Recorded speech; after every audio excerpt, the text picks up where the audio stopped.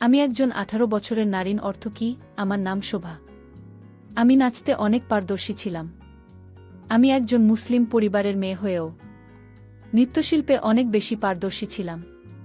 তাই আমার নিজস্ব একটা নৃত্যের ক্লাব ছিল, যেখানে আমি ছোট বড় সব রকম মেয়েদের নৃত্য শেখাতাম। এদিকে আমি আবির নামের একটি ছেলেকে ভালোবাসতাম। আমি ভালোবেসে আবিরকে বিয়েও করেছিলাম। ছেলেটি আমাকে কিন্তু ভীষণ ভালোবাসত, এবং তার ভালোবাসার টানে আমি তাকে বিয়ে করেছিলাম। এতে আমার পরিবারের লোকজনের কোনো আপত্তি ছিল না।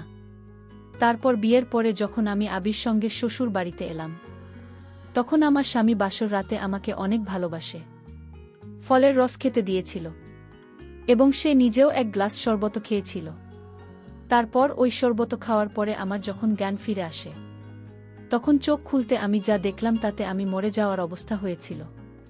কারণ ওই বাসর রাতে আমার স্বামী তো আমার কাছে ছিল না।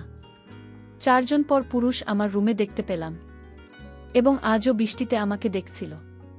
তাদের অঙ্গি ভঙ্গি দেখে মনে হচ্ছিল তারা যেন কোনোদিন মেয়েমানুষকে দেখিনি। তারপর আমি যখন ভয়ে আমার স্বামীর নাম ধরে চিৎকার করতে শুরু করি, তখন ওই পরপুরুষের হেসে বলল, আমার স্বামী নাকি আর কোনোদিন ফিরে আসবে না। তারপর তারা সবাই মিলে আমাকে এমন অবস্থা করেছিল যা শোনার পর তোমাদের। আসলে আমার বাবা মারা যাওয়ার পর সংসারের পুরো দায়িত্ব কিন্তু আমাকে নিতে হয়েছিল, কারণ আমার ভাই তখন পড়াশোনায় মগ্ন ছিল। সে যেহেতু পড়াশোনায় ভীষণ ভালো ছিল, তাই আমি তার পড়াশোনায় কোনো রকম ক্ষতি হতে দিতে চাইনি। তার ডাক্তারি পড়ার খুব ইচ্ছে ছিল। আমার ভাই অনেক মেধাবী ছাত্র ছিল বলে আমিও তার জন্য কষ্ট করে টাকা ইনকাম করে তার পড়াশোনায় খরচ করে দিতাম। এদিকে আমার মা বাড়িতে বসে খাবার হোম ডেলিভারি করত। কাস্টমারদের পছন্দের খাবার দাবার রান্না করে সময় মতো তাদের বাড়িতে পৌঁছে দিয়ে আসব, এবং সেখান থেকে আমার মা কিছু টাকা ইনকাম করে নিত, এবং মায়ের ইনকাম করা টাকা দিয়ে আমাদের সংসার চলত। এভাবে বেশ কিছু দিন চলার পরে একদিন হঠাৎ করে আমার নৃত্যের ক্লাস কিন্তু বন্ধ হয়ে যায়। কারণ কিছু মানুষ ছিল যারা চাইতো না যে আমি নৃত্যের ক্লাস করাই। তাই তারা আমার ছাত্রীদের অনেক বিরক্ত করত, আর তার জন্য আমার নৃত্যের ক্লাসটাও বন্ধ হয়ে যায়, এবং আমার ইনকাম করা সেই রাস্তাটাও বন্ধ হয়ে যায়। আর আমার ইনকাম বন্ধ হয়ে যাওয়ায় আমি অনেক বেশি চিন্তিত ছিলাম যে এবার আমি কিভাবে আমার ভাইয়ের পড়াশোনার খরচ তুলব। ঠিক ওই সময় আমার দূর সম্পর্কের এক চাচা আমাদের বাড়িতে আসে। আমাদের সেই দূর সম্পর্কের চাচাকে দেখা মাত্রই আমরা অনেক খুশি হয়েছিলাম, কারণ একমাত্র উনিই তো ছিলেন যিনি বাবা মারা যাওয়ার পরে অন্ততপক্ষে আমাদের খোঁজ খবর নিতেন। উনি সেদিন অনেক খুশি হয়ে আমার মাকে ও আমাকে বললেন আমাদের জন্য নাকি একটা খুশির খবর আছে। তারপর উনি বললেন আমার জন্য নাকি একটা ভালো জায়গা থেকে কাজের অফার এসেছে। এটা অনেক বড় ইভেন্ট আছে, সেখানে নাকি জয়েন করতে পারলে অনেক টাকা পাওয়া যাবে। এবং আমি যেহেতু নাচে অনেক বেশি পারদর্শী ছিলাম, তাই আমার চাচা খুব ভালোভাবেই জানি যে তারা আমাকে খুব সহজেই কাজে নির্বাচিত করবে। তার 2 দিন পরে আমি যখন খুব খুশি হয়ে চাচার সঙ্গে শহরে আসি, তখন ওই প্রোগ্রামের যিনি মালিক ছিলেন উনার সঙ্গে আমিও চাচা দেখা করেছিলাম, এবং মালিক আমার মাথা থেকে পা পর্যন্ত খুব ভালোভাবে দেখে বলেছিল, আজ সন্ধেবেলায় আমার বাকি মেয়েদের সঙ্গে তুমিও ভালোভাবে সেজেগুজে তৈরি হয়ে থাকবে, এবং সেখানে গিয়ে নিজের নৃত্য নাচ দেখাবে। আমি তখন মালিককে বলেছিলাম আমাকে এখানে নৃত্য পরীক্ষা দিতে হবে। তো তখন মালিক আমাকে বলেছিল কোনো পরীক্ষা দিতে লাগবে না, সন্ধেবেলায় তৈরি হয়ে থাকবে। এই কথা বলে উনি 10,000 টাকা আমার হাতে অগ্রিম দিয়ে বলেছিলেন, এটা হচ্ছে তোমার প্রথম প্রোগ্রামের অগ্রিম টাকা। একটা প্রোগ্রামের জন্য 10,000 টাকা দেখে তো আমি খুব খুশি হয়েছিলাম। এবং আমার চাচা আমার মাথায় হাত বুলিয়ে দিয়ে বলেছিল, দেখলি তো তোকে কত ভালো জায়গায় আমি কাজ দিয়েছি। তারপর সেদিন সন্ধেবেলায় যখন আমি বাকি মেয়েদের সঙ্গে তৈরি হচ্ছিলাম, তখন জানি না কেন আমার মনে একটু খটকা লেগেছিল।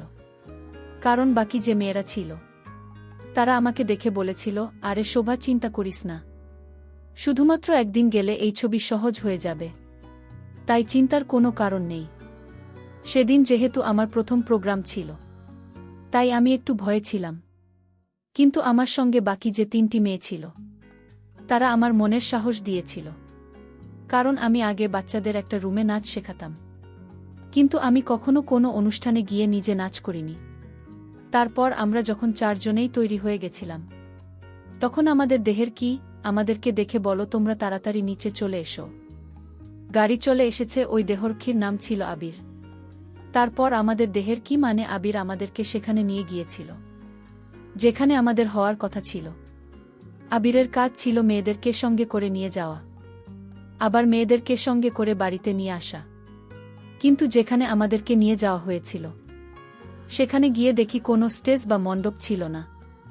সেখানে তো অনেক ধনী ব্যক্তিরা ছিল যারা শুধু আমাদেরকেই বারবার ঘুরে ঘুরে দেখছিল। কিন্তু আমি সেখানে কোনো স্টেজ বা মণ্ডপ দেখতে পাইনি যেখানে আমরা নিজেদের নৃত্য নাচ দেখাতাম। তারপর আমি যখন কোনো স্টেজ দেখতে পাইনি, তখন বাকি মেয়েদের জিজ্ঞেস করলাম যে এখানে তো কোনো স্টেজ বা মণ্ডপ নেই। তখন আমার সঙ্গে থাকা বাকি মেয়েরা যা বলেছিল সেটা শুনে তো আমার মাথা পুরো ঘুরে উঠেছিল। আসলে ওই মেয়েরা বলেছিল, আরে শোভা, কোনো স্টেজ লাগবে না, আমাদের তো এটি উদ্দেশ্য যে বড় লোকদের সাথে ঘরে গিয়ে টাকা ইনকাম করা। তখন আমার আর কোনো কিছুই বুঝতে বাকি ছিল না যে আমার চাচা আমাকে কোনো জায়গায় কাজ করাতে নিয়ে এসেছে, এবং সেই জায়গায় কিন্তু আমার চাচা ও মালিক উপস্থিত ছিল। তারপর আমি যখন সবকিছু জানতে পেরে অনেকে রেগে গিয়ে মালিকের কাছে গিয়ে বলেছিলাম যে এই হচ্ছে আপনার অনুষ্ঠান, প্রোগ্রামের নাম করে এসব মানসিকতার লোকেদের সামনে আমি কিন্তু নাচ করতে পারবো না। প্রোগ্রামের নাম করে আপনি তো আমার সঙ্গে ছলনা করেছেন। আমার সব কথা শুনে মালিক তখন অনেক বেশি রেগে গিয়ে আমার চাচাকে ডেকে বলেছিল, তোমার ভাতিজিকে ভালো করে বুঝিয়ে বলো যাতে এখানে কোনো রকম ঝামেলা না করে, কারণ এখানে সব বলল কাল সম্মানী লোকেরা আছে। আমার চাচা তখন আমাকে নিজের কথার জালে ফাঁসানোর অনেক চেষ্টা করেছিল। এটা বলে যে আমি যদি এই কাজটা ছেড়ে দিই তাহলে আমার ভাইয়ের পড়াশোনা টাকা কোথা থেকে আসবে। আমি তখন মালিক ও আমার চাচাকে বলেছিলাম আমি অন্য কোনো কাজ করব তাও ভালো, কিন্তু আমি এই ধরনের লোকেদের কাছে সে জানাতে পারব না এবং নিজের মান সম্মান নষ্ট করতে পারব না। আমি এই সব লোকেদের সামনে নাচব না। তখন মালিক অনেক রেগে গিয়ে আমাকে বলেছিল, তাহলে আমার 10,000 আমাকে এক্ষুনি ফেরত দেয় আর বেরিয়ে যা আমার এখান থেকে, তোর মতো আমি অনেক মেয়ে পেয়ে যাব। তারপর আমি আমার ব্যাগ থেকে 10,000 বের করে মালিকের হাতে দিয়ে সেখান থেকে রাগ করে চলে আসলাম। পরের দিন সকালবেলাতেই বাড়ি ফিরে চলে এসেছিলাম এবং সেদিন আমার মন মেজাজ কিন্তু খুবই খারাপ ছিল, কারণ আমি চাচার উপর ভরসা করে উনার সঙ্গে গিয়েছিলাম।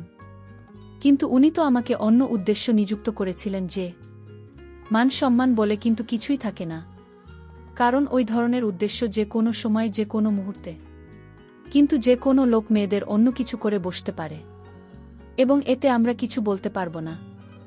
আর আমার কাছে তো আমার মান সম্মান অনেক মূল্যবান ছিল, তাই আমি টাকাটাকে সাইডে রেখে নিজের মানসম্মানের কথা ভেবে ওইখান থেকে নিজের বাড়ি ফিরে চলে এসেছিলাম। বাড়ি ফিরে আসা মাত্রই আমার ভাই অনেক খুশি হয়ে আমাকে জিজ্ঞেস করল, আপু তোমার প্রথম অনুষ্ঠানটা কেমন হল? ঠিক ওই সময় আমার ভাই ও মাকে কিছু বলার আগেই কিন্তু আমাদের বাড়ির সামনে কিছু লোক জড়ো হয়েছিল এবং আমার মাকে কিন্তু উল্টোপাল্টা কথা বলছিল। তারপর আমরা সবাই যখন বাড়ির বাইরে আসি তখন দেখি ৪৫ জন লোক আমাদের বাড়ির বাইরে দাঁড়িয়েছিল ও তার মাঝে 2 জন লোক এগিয়ে এসে আমাকে বলল, হোম ডেলিভারির নাম করে আপনি আমাদেরকে এত জঘন্য খাবার দিচ্ছেন, আপনাদের লজ্জা করে না? আমরা টাকা দিয়ে তোমাদের কাছ থেকে খাবার কিনে খাই, তার বদলে তোমরা আরশোলা দেওয়া ভাত ও তরিতরকারি আমাদের খাইয়ে মেরে ফেলা ধান্দা শুরু করেছে আজকের পর থেকে। কিন্তু আমরা কেউ তোমাদের কাছ থেকে আর হোম ডেলিভারি বা তোমাদের কাছ থেকে কোনো খাবার কিনে খাবে না। আমি তখন এগিয়ে এসে তাদের সবার সামনে হাত জোড় করে বলেছিলাম, আপনাদের হয়তো কিছু ভুল হচ্ছে, কারণ আমার মা খুব যত্ন সহকারে ও পরিষ্কার পরিচ্ছন্নভাবে আপনাদের হোম ডেলিভারি দেয়। তার মাঝে একটা লোক তার হাতের টিফিন বক্সটা ছুঁড়ে ফেলে দিয়ে বললেন, অত যদি যত্ন সহকারে আমাদের খাবার দিত তাহলেই ভাতের মধ্যে আরশোলা কোথা থেকে এল? তারপর টিফিন বাটি ছুঁড়ে ফেলে দেওয়ার পরে যখন ভাতের দিকে আমাদের চোখ পড়ল তখন দেখলাম সত্যি কিন্তু ভাতের মধ্যে বেশ কয়েকটা মরা আরশোলা ছিল, যেটা দেখে আমার মন খারাপ করতে শুরু করেছি। এবং সেদিনের পর থেকে কিন্তু আমার মায়ের ব্যবসাও বন্ধ হয়ে গেছিল এবং সেদিন আমি আমার মা ও ভাইকে আর কিছুই বলিনি যে আমি যেখানে কাজ করতে গেছিলাম সেটা কী ধরনের কাজ ছিল, কারণ বাধ্য হয়ে আমাকে আবার চাচার কথা শুনে মালিকের কাছেই কাজ করতে যেতে হয়েছিল। কারণ আমার তো সব রাস্তা একেবারে বন্ধ হয়ে গিয়েছিল। অবস্থায় যখন আমাকে মালিকের কাছে আবার আসতে হয়েছিল, তখন আমি বাধ্য হয়ে এটাকে আমার ভাগ্য বলে মেনে নিয়েছিলাম। তাছাড়া তো আমার কাছে আর কোনো উপায় ছিল না, কারণ আমার মা ও ভাইয়ের দেখাশোনার জন্য আমাকে বাধ্য হয়েই সেই উদ্দেশ্য নিযুক্ত হতে হয়েছিল। তারপর মালিক যেখানে আমাকেও আরও বাকি মেয়েদেরকে নাচ করতে পাঠান, সেখানে আমরা গিয়ে নাচতাম এবং আমাদের সঙ্গে গার্ড নিয়ে যেত। এবং আমরা যে বাড়িতে থাকতাম মাঝে মধ্যে আবির আমাদেরকে সেই বাড়িতে ছেড়ে দিয়ে আসত। বিশেষ করে যেখানে আমার মালিক আমাকে একাই নাচ গান করতে পারেন, সেখানে আবির আমার সঙ্গেই থাকত এবং আমার উদ্দেশ্য হয়ে যাওয়ার পরে কিন্তু খুব যত্ন সহকারে আবির আমাকে বাড়িতে নিয়ে আসত। এদিকে মালিকের কাছে উদ্দেশ্য সফল করার পরে আমি অনেক টাকা কিন্তু রোজগার করেছিলাম এবং আমার পরিবারের অভাব কিন্তু অনেকটাই দূর হয়ে গিয়েছিল। এদিকে আবিরের আমার প্রতি হাবভাব দেখে ধীরে ধীরে বুঝতে পারি যে আবির আমাকে পছন্দ করতে শুরু করেছে। কারণ একদিন যখন একটা অনেক বড়লোক পরিবারের ছেলে পার্টি করছিল, ওই পার্টিতে মালিক শুধু আমাকে একা পাঠিয়েছিল এবং আমি যখন পার্টিতে গিয়েছিলাম নাচ গান করার জন্য, তখন কিছু ছেলে আমার সাথে অন্য রকম আচরণ করতে চেয়েছিল। তখন আবির ছেলেদেরকে মেরেছিল আমার সঙ্গে দুর্ব্যবহার করার জন্য। তখন মালিক আবির সামনে এসে আবিরকে একটা থাপ্পড় মেরে বলেছিল, তুই আমার চাক, তাই তোর কিভাবে সাহস হলো আমার ক্লায়েন্টের সঙ্গে এত খারাপ ব্যবহার করার? বেশি বেয়াদবি করলে তোকে কিন্তু এখনই ঘাড় ধাক্কা দিয়ে বের করে দেব। আবির তখন মাথা উঁচু করে মালিককে বলেছি, আপনার এই অসভ্যতা আমার আর কোনো দরকার নেই। আপনার এই কাজ আমি এক্ষুনি এই মুহূর্তে ছেড়ে দিয়ে চলে যাচ্ছি। এই বলে আবির আমাকে সেখান থেকে আমাকে বাইরে নিয়ে এসে বলেছিল, শোভা, তোমার আর এসব করার কোনো দরকার নেই। আমি তখন আবিরকে জিজ্ঞেস করেছিলাম, তুমি আমার ব্যাপারে এত ভাবছ কেন? তুমি আমার এত যত্ন কেন করছো? আমি তো তোমার কেউ নই। আবির তখন আমার চোখের দিকে তাকিয়ে বলেছিল, শোভা, অনেকদিন থেকেই ভাবছি তোমাকে একটা কথা বলবো, কিন্তু আমার সাহস হয়নি, কিন্তু আজ আমি তোমাকে সে কথাটা বলবো। তারপর আবির আমাকে বলেছিল সে নাকি আমাকে অনেক ভালোবাসে, আমাকে বিয়ে করতে চায়। এদিকে সে যখন আমার কেয়ার করত তখন আমার খুব ভাল লাগত এবং আমিও মনে মনে তাকে পছন্দ করে ফেলেছিলাম। তাই আমিও তাকে বিয়ে করতে রাজি হয়েছিলাম। এবং তার 2 দিন পরেই আবির আমার মায়ের সঙ্গে দেখা করে বলেছিল আমাকে বিয়ে করে নাকি সে আমাকে নিয়ে বিদেশে চলে যাবে এবং এটাও বলেছিল যে সেখানে গিয়ে আমরা দুজন মিলে কাজ করব। যার টাকা রোজগার হবে সেটার কিছু অংশ আমার মা ও ভাইকে দিয়ে পাঠান, যাতে তাদের অসুবিধে না হয়। কারণ বিয়ের আগে আমি আবিরকে বলেছিলাম যে আমি কিন্তু বিয়ের পরেও কোনো ছোটখাটো কাজকর্ম করে আমার মা ও ভাইয়ের দেখাশোনা করব। আবির তখন আমাকে বলেছিল, শোভা, তোমাকে কোনো চিন্তা করতে হবে না, আমি তোমার সঙ্গে আছি এবং তোমার মা ও ভাইয়ের দায়িত্ব আজকের পর থেকে আমার উপর ছেড়ে দাও। কারণ আমি তো অনাথ, আমার তো কেউ নেই, তাই আজকের পর থেকে তোমরাই আমার সব। তারপর আমিও আবির আমাদের বাড়িতে মৌলানা সাহেবকে দেখে আমরা একে অপরকে খুব ভুল করেছিলাম এবং আমার মা ও ভাইয়ের সঙ্গে দেখা সাক্ষাৎ করে ভীষণ খুশি ছিল। এবং আমি যেহেতু আবিরের ব্যাপারে সবকিছু আমার মা ও ভাইকে আগেই বলেছিলাম যে আবির কিভাবে আমার খেয়াল রাখত, তাই আমার মা ও ভাই আমার জন্য খুব খুশি ছিল। তারপর বিয়ের দিন রাতে যখন আবির আমাকে নিয়ে বিদেশে যাওয়ার জন্য শহরের দিকে রওনা দেয়, তখন সেদিন রাতে আমরা কিন্তু একটা হোটেলে ছিলাম এবং সেদিন আমার বাসর রাত ছিল এবং আমি নিজের ভালোবাসার মানুষটিকে পেয়ে খুব খুশি ছিলাম। ভেবেছিলাম এবার হয়তো আমার জীবনের সব দুঃখ কষ্ট দূর হয়ে গেছে, কিন্তু স্বপ্নেও ভাবতে পারিনি যে আমার সঙ্গে এমনটা হবে। কারণ বাসর রাতে আমার স্বামী আবির যখন আমার রুমে আসে তখন সে আমাকে এক গ্লাস শরবত খেতে দেয় এবং সে নিজেও এক শরবত খায়। খাওয়ার পরে জানি না আমার কি হয়েছিল, কারণ আমি যখন চোখ খুলে তখন আমার যা দেখলাম তাতে আমার মরার মতো অবস্থা হয়েছিল। কারণ আমার বিছানায় আমার স্বামী নয়, অন্য একজন শুয়েছিল এবং আমি যে পরিস্থিতিতে ছিলাম সেটা দেখে আমি স্পষ্ট বুঝে গিয়েছিলাম যে আমার সঙ্গে কি ঘটেছে। কিন্তু আমার আগের রাতের কোথাও কোনো কিছুই মনে ছিল না। তারপর যখন ভালো করে চোখ খুললাম তখন দেখলাম আমি তো একটা আলাদা জায়গায় আছি। তারপর আমি যখন অনেক বেশি ভয় পেয়ে ঘাবড়ে গিয়ে তাড়াতাড়ি বিছানা থেকে উঠে বাইরে গিয়ে আমার আবির নাম ধরে ডাকাডাকি শুরু করলাম। তখন দেখলাম সেখানে অনেক মহিলা ও মেয়েরা ছিল। এবং আমি যখন একটা মহিলাকে জিজ্ঞেস করলাম যে এই জায়গাটা কোথায়, তখন সে আমাকে ওই জায়গাটার ব্যাপারে যা বলেছিল সেটা শুনে তো আমার মাথাটা ঝিম ধরে ঘুরতে লাগল। তারপর আমি যখন তাড়াহুড়ো করে সিঁড়ি দিয়ে নিচে নামলাম।